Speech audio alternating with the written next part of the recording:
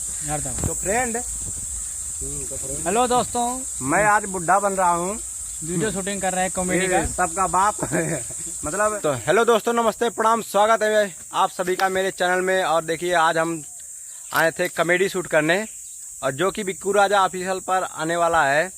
हमारे प्रदुम भाई, नीरज, राम अवतार, पीछे सनी, हमारा ग्रुप है यही कॉमेडी का।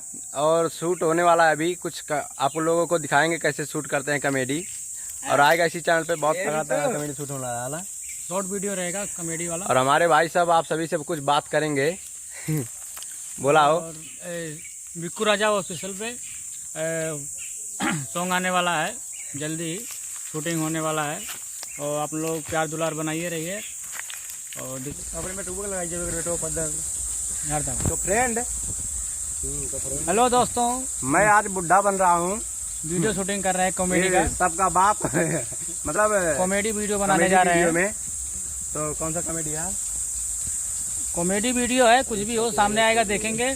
अभी तो अपना काम चालू करो। कॉमेडी बहुत तगड़ा है, बनाओ।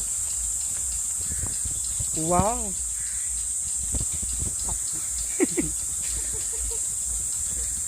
पूरा कैमरा दिखाइए, पूरा देखा तो वो गाली मत दे, कॉपीराइट आ जाएगी। बोल रहे समझ में ना हेलो साई,